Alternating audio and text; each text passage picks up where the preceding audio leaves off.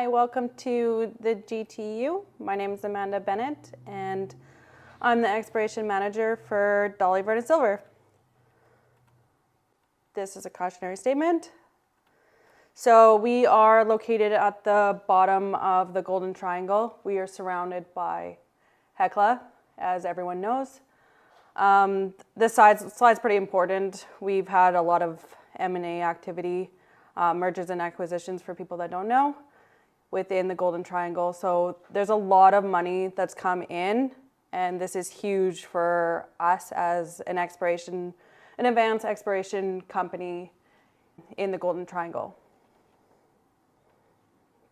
So we are proud to work with the Nisga'a Nation. We are part of the BCRMA, and we hire locally, and we make sure that we hire locally around every season.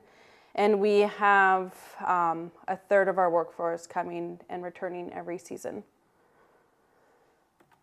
Just a little company timeline. So personally, I started back in 2021, and under new management, it started in 2020. So as you can see throughout the years, we have increased our the amount of meters that we've drilled, and we've also done some very significant financing through the last several years. So back in 2021, when I started, we had a 10,000 meter program, and then this past year, we had just about a 32,000. So since 2020, we've become over a $300 million market cap, which is very significant. So this is a closer look at where our property is. We are surrounded by the Hecla claims, and right to the west of us is Goliath. And we own property in Alice Arm. That's where we stage our camp. So just right where you see the area of distance to property, that's where we have our camp, and we are accessible by road to Terrace, which is 170 kilometers. And then we barge a lot of our equipment in every season and do multiple barges throughout the season. So we'll even jump in further. So the top map is our plan view of all of our deposits on our property. And the bottom one is a long section showing the distance from our most southern deposit to our most northern deposit. And as you can see, the southern deposits are very silver rich. And as we go to the north, we are becoming more gold rich. So here is our 15-kilometer trend. And as we know, the red line theory, we are well within it. We're within, all of our deposits are within 2 kilometers of the contact between the Stuhini and the Hazelton. And in the middle map is our geochemistry. So we see on the east side of our property, we are more silver rich. And then on the west side of the property, we are more gold rich. And then we've done, last map, the third map on the right, we've done a lot of geophysics. We've done IP, we've done MT. This is just showing you an overlay of Homestake merged within the Dolly property. So for our 2024 program, we drilled just under 32,000 meters, so 31,809 to be exact. We started off with our exploration drilling, so that was property-wide along the Dolly Varden property. We still call it, it's a Kitsault Valley property, but we call it the Dolly Varden property in the homestake, just for permitting reasons, and makes it easier for the geos and myself as trying to organize in your head where you are located.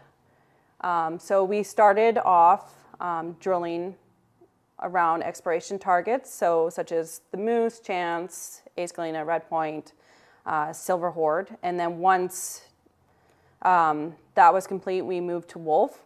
Wolf is one of our targets that has been all over the place, all over the news. It's a heavy hitter, but we'll talk about it further in the deck. And the third was we moved to Homestake. So Homestake is more of our gold rich zone, and this is pretty significant.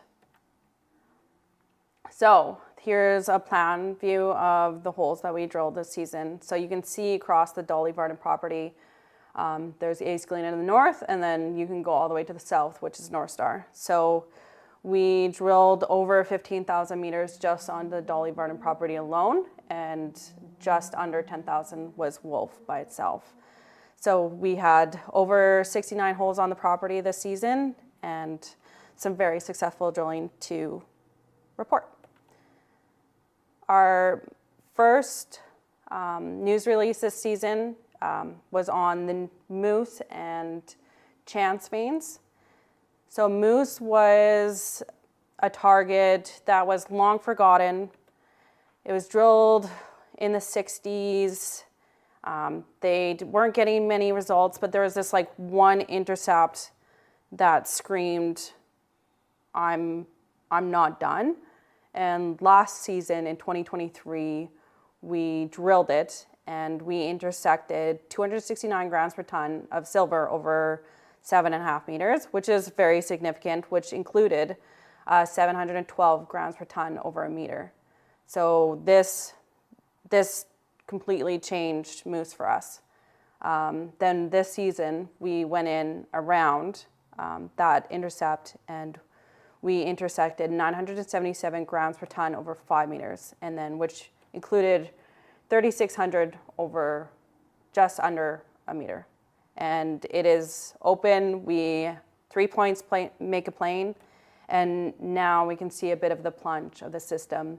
Originally, it was thought to be more of an east-west system, and we're seeing that, but the plunge is going more towards the north. And then you can see down in the corner there, we have a picture of the core of the intercept. And there's a lot of barite, there's a lot of chlorite, a lot of barite, there's a lot of carbonate, and a lot of quartz. It's all brecciated epithermal system, classic of what we see on the Dolly Varden property. And then the other half of that news release, we talked about Chance. So Chance was one of those systems that we couldn't figure out either. We plugged a hole, getting really good results. They drilled it back in 2019 and even earlier, but they couldn't get any depth and size to it. So we're like, okay, so we'll take our theory of what we did on Moose and what we did on Wolf and how the plunge was going, and we'll see about putting a drill hole under some known mineralization 25 meters away and seeing if we can get a good idea about the plunge. And lo and behold, we hit this wide zone of 206 grams per ton silver over 23 meters. And then which also included 597 grams per ton over 1.4 and then 749 grams per ton over half a meter. And as you can see, the mineralization looks similar, but it is quite different. This picture is a little hard to tell, but you see more jasper and hematite in the rocks opposed to what you were seeing at Moose. And then this is more indicative of what we see at Torbrit. So all our question marks are on right now. We're trying to figure this out and seeing where we can place another drill hole for the next following season and seeing where this high-grade plunge, this mineralization continues to. So from there, we are going a bit south. We are going to talk a bit about the Wolf deposit. The Wolf deposit was actually an old historical mine, and there's shafts, there's underground workings, everything like that. And as you can see, right about right where it says Wolf deposit resource outline, the mineralized envelope, you can see like where it kind of comes across each other. That's where we've extended it from. And from then, we have extended it all the way towards the southwest. So it is an epithermal system. It trends northeast to southwest, and it is pretty steeply dipping. We're starting to see that it's kind of waving a bit back and forth depending on where and how you hit the system. So we've now extended it just over a kilometer, so 1,100 meters. If you would have saw any of Sean Kunkun's presentations just before we released anything this season, it would have been under that. And so this is pretty significant because the old timers thought that the zone didn't continue under the sedimentary cap. So that's the Hazelton sediments, and nothing shows up in Meg. The old drilling kind of shows that it peters out, that it gets diked out as well, but they weren't taking into account maybe that it was plunging a bit steeper than originally thought. And right under the sediment cover, there is a thrust fault, and we did drill between the two lenses, like the old mineralized envelope and our new mineralized envelope this year, to see what is actually going on and to see whether it is thrusted up or thrusted laterally. So we just are getting those results back now, and we can see whether the system is continuous or if it does have a bit of a pinch out point there.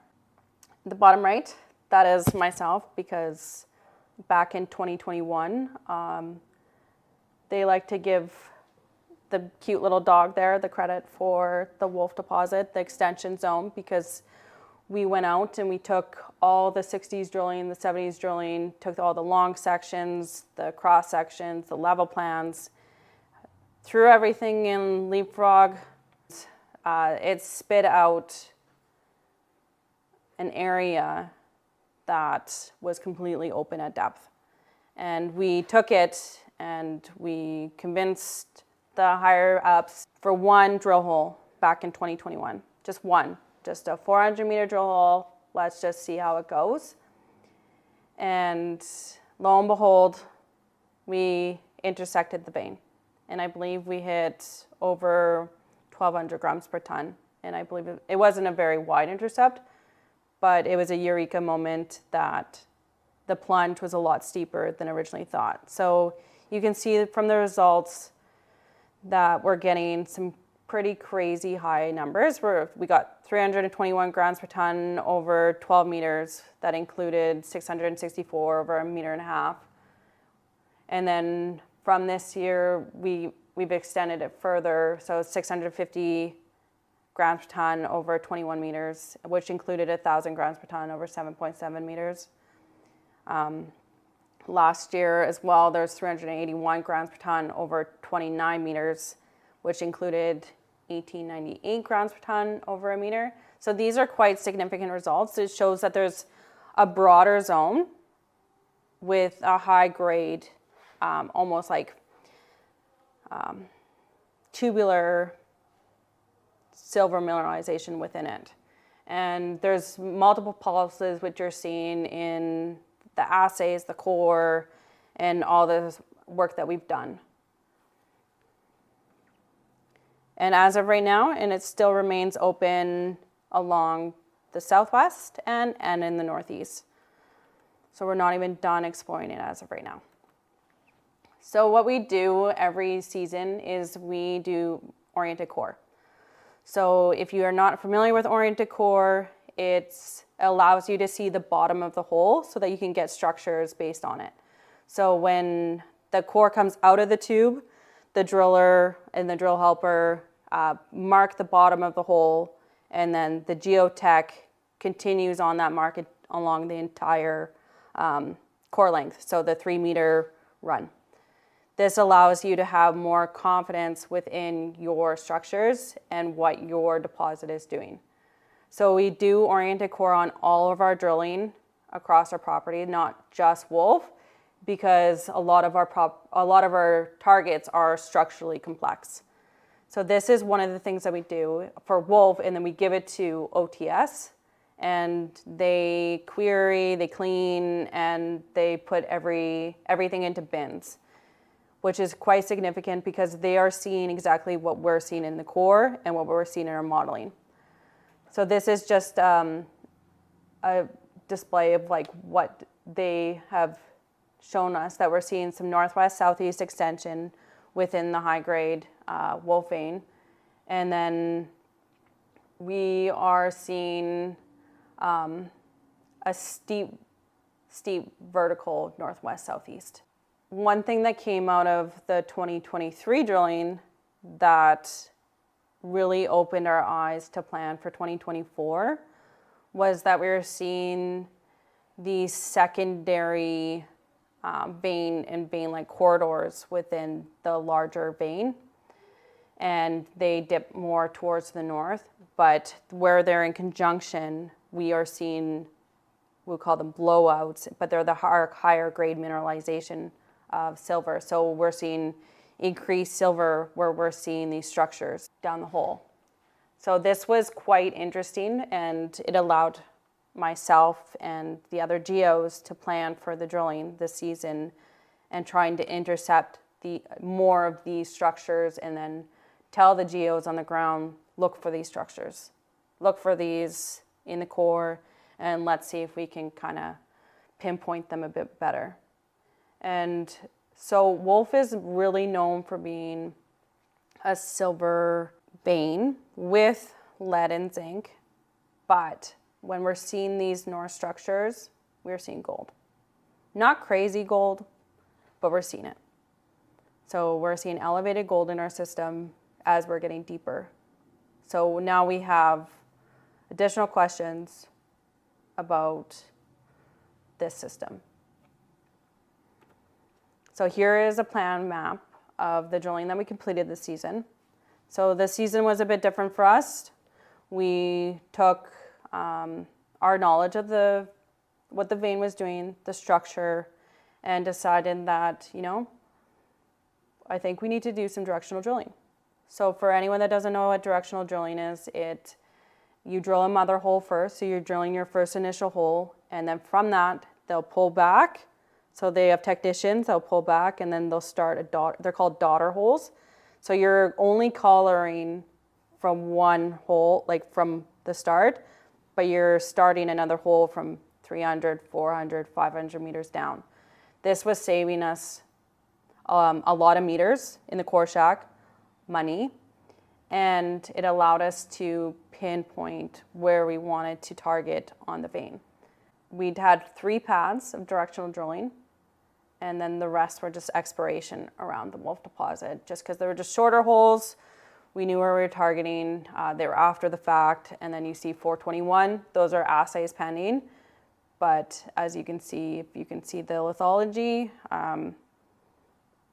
it shows that there's continuation of the vein. From this season's results, we have our first step out pad is the one that we drilled first.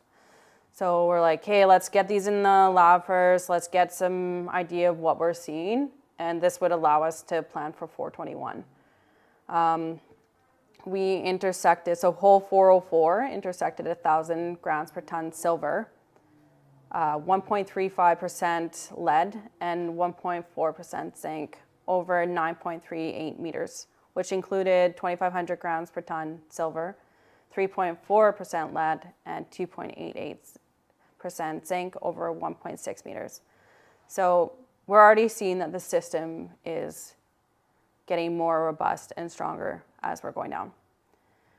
So hole 412 intersected 606 grams per ton silver, just over 0.5% lead, so 0.6% lead, 1.43% zinc, and over 16.2 meters. And then it included 868 grams per ton silver. So we are still seeing a robust system at depth. And then we had hole 414, which was the closest hole to what we discovered last year, which was 771 grams per ton silver, and it included 1,000 grams per ton silver. And then we're just seeing it continue on. And as you can see from the picture of the core at the bottom there, you're seeing native silver in the core. And then this was our second set of results that we put out for Wolf. So This was more of an infill, figure out what the system's doing kind of pad, but still directional drilling. We're seeing a vertical expansion of the vein that we didn't think was there, which is huge because we're seeing it a bit wider. So the initial 10-meter wide vein that we thought we were seeing is probably a bit more, anywhere from areas from 10 to 20 meters wide. So this is hole 416. As you can see, the vein looks quite familiar. We saw a vein just like this at Moose. They're very similar. Moose is a bit more broken, brecciated, annealed, and then it looks more foubarred, whereas this one has a bit more quartz, carbonate in it, but you're still seeing some native silver in it. So from this year's data, we had a geo on site, and we're like, okay, so we're seeing an alteration zone before we hit the main vein every time. Like, what's going on? Can we do some work on this? Can we help for targeting additional areas? So what came out is we grabbed some old holes, so pre-2024, and then we did some work on this year's drilling as well. So we're seeing some chlorite, we're seeing some phengite right around the mineralized zone. And then we are seeing more muscovite in the high grade zones. So this is quite interesting. These are just initial, we just got them back, got the geo to help out just for the slide. And so we're still doing a bit more analysis. So we're still pending some results from our XRD, which will allude to different trends in minor and trace elements. So this is huge because maybe we're seeing this alteration somewhere else on our property that we've overlooked. We also have a master's student working with us. His name is Zane, and he's doing his master's at MDRU, and he's doing some really great work for us. Initially he was looking at Torbrit, and then he saw what we were pulling out of Wolf, and he goes, man, that's interesting. So he started to compare Wolf and Torbit and see what he was seeing. So I just grabbed some of his Wolf slides to show and conclude that we are seeing multiple pulses of silver at Wolf. So we have 2 stages. We have an early stage and a late stage. So this we need now to put in with our data that we're getting from OTS, and are we seeing the multiple stages when we're seeing the additional blowouts of these high grade mineralization, or is it a certain layer in Wolf in the vein? So here's additional work that he did. So this is the micro XRF scan, and as you can see, this is a piece of core from our Wolf deposit. There's lots of pyrite, there's jasper, there's sphalerite, galena, and then you see some later brecciation cemented by calcite. So then he used the microspot XRF, and you can see the calcite, you see the jasper, sulfides, and siderite.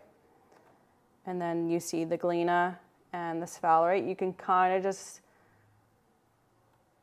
see that there. And then we have the calcite and siderite as well. So now that we've looked at the southern part of Dolly Varden, we'll start looking at the northern part. So that's our more gold-rich zone on the Homestake Ridge deposit. So we did only Homestake silver drilling this year for Homestake. In 2023, we did Homestake Ridge main and silver drilling, and we concluded in 2023 that the Homestake silver deposit was underrated. And we expanded the northern part of Homestake silver to show that there is this high grade silver gold plunge that was completely missed and ignored by previous drilling. Some holes just stopped short, maybe 10 meters above, 50 meters above, and just assumed that anything deeper was not of significance. But when you're hitting over 1335 grams per ton gold over just under half a meter, it's pretty significant, and that's like bonanza grades. And it kind of blew the market, and we did a whole bunch of metallic screens on this result and tried to figure out what is going on, because this system is a bit more complex and structurally hosted than we thought. So we also took our 2023 data, gave it to OTS, and he worked his magic, put it in bins, separated out, cleaned it, and we are seeing, what we're seeing in core is that we saw the northeast, southwest dipping veins. We're like, yeah, of course, we're gonna see that again. But then he's like, no, we're seeing second sets, and you can't ignore these. And we had him look at that 1335 gram per ton sample, and it was on a low-lying dip. So in the north there, on the left hand of the slide, hole 389, you can see that the structure is going completely different than Homestake. So this is just a level plan, and it's just cut through the entire system. And we took it and we're like, could this be happening somewhere else? So down in the south there, on the left-hand side, around 349, we're seeing the exact same kind of structure happening. So we took this knowledge, put it in our brains, put on our thinking caps, and planned 2024 drilling based on what Chris Brown was seeing with the data, the oriented core data. So we plugged a few holes to do some infill, because when you go from section to section, as you're doing when you're trying to figure out your deposit, if they don't line up, you got to put a few more holes in. But then that north zone, we're like, we got to put way more holes in. We got to figure out what's going on, because these structures are getting more and more complex. So in the background there, you can see that the LiDAR is showing that there's additional structures getting picked up by the LiDAR that mapping never really pulled out. And then there's that hole 429 that is drilled the completely wrong way towards the south, that is trying to continue on that high-grade gold hit from last season. So we just put out some results from Homestake Silver, and we are seeing a continuation of the high-grade gold-silver plunge, which is huge. We're seeing it a vertical extent that was never seen before, and it opens up this massive area for us that we're not going to ignore.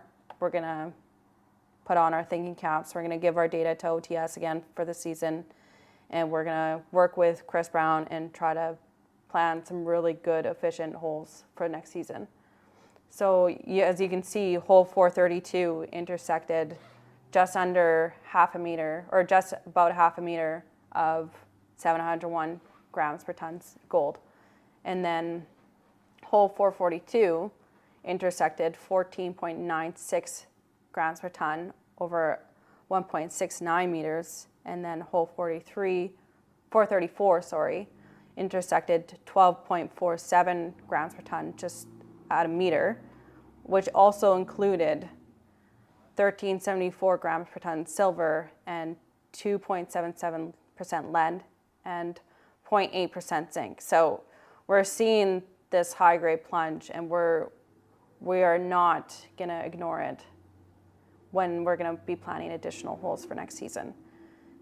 So hole 435, it also had a 54.4 grams per ton gold over a meter, and then hole 445 intersected 12.64 grams per ton over 0.7 meters, 0.7 of a meter. So these holes were chosen to be released because they're all on the same section line, and they're within the same area. So we're seeing the infill holes having some high-grade mineralization.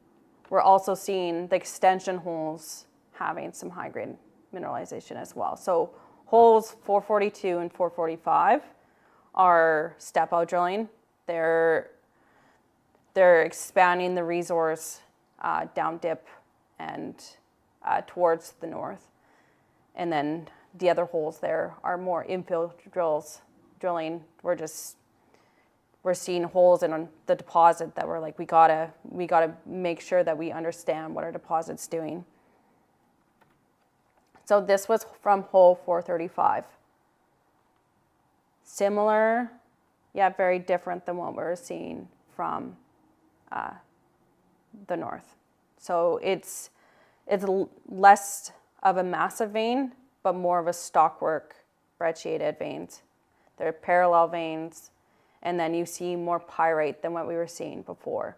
So in the north, in the south at Dolly, we were seeing massive epithermal vein systems, where this is more structurally hosted, brecciated stockwork vein deposits. So while we were doing all our drilling this season, we had a pretty extensive mapping and prospecting season. We had 2 students and 2 geos, 2 exploration geos that wanted to take on the task of putting some boots on the ground and following up on some historical results, some soil samples, and they plugged all the data into QGIS and Leapfrog, and they pulled up areas that they thought were pretty interesting as well.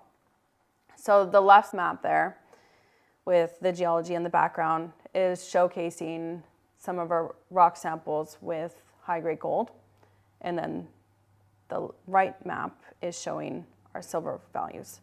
So we are still seeing on the east side of the river, we are seeing more silver, and on the west side, we are seeing more gold. So this will allow us to focus in for the geos to where to go next year and what they really want to hone in on. And then they will be continuing to de-risk these targets so that they will become drill ready. And if anyone's been keeping up with Dolly Varden this season, in 2024, we acquired the southern portion of the porphyry, the big bulk porphyry from Libero Copper. It is known to be a calc-alkaline porphyry hosted within Triassic sediments to the west and Jurassic volcanics to the east. The mineralization is hosted within quartz chalcopyrite veined hornblende diorite. And not much has been drilled on the property. So there's a few highlights on the right there, but it just shows that the system is untapped. And it is now that one company, it's always been split into 2, north and south. And now that it's under one property, we can look at the data and compile it and figure out what we want to do with it, whether it's more prospecting before we drill or just go throw some meters at it and see what we're going to do. Because with the results that Libero got, we can confidently put a few drill holes in there and see what we can get. So this is the system, and there's been some ZTEM done on it recently, and it shows that it looks like it's plunging to the east-northeast, which hasn't been properly drilled, and which is coincidentally under the lake, unfortunately. But that doesn't stop exploration, and it won't stop us, because if we do get some pretty good drill results, we're off to the races in that area. So taking that into account, we are now looking at our upcoming season in 2025. We are fully cashed up for the upcoming season. We want to drill about 40 to 50,000 meters along various targets across the property so that we can do some infill, expand, and do some additional exploration. We still need to de-risk some of the targets that we do have, and we want to follow up on what we were seeing, what I showcased today. This is important, and it allows us to, we're showing that our systems are strong and they're continuing at depth, and it would be silly not to continue drilling on them. And then for big bulk next season, we are going to continue to compile and interpret the past work that's been done on it, and we'll see if we are able to even put a drill hole on the property. And then we're going to continue doing some engineering, met work, and some additional mapping and prospecting, hopefully some ground grassroots, good exploration as well on some of the targets that the exploration geos highlighted this season. And because some people are confused and don't know that we have a resource, we do have a resource. It is not a current resource, but we have just over 34 million ounces of silver in indicated category and just under 30 in the inferred across our properties. Please like and subscribe. If you would like to leave a comment, Barry would love that.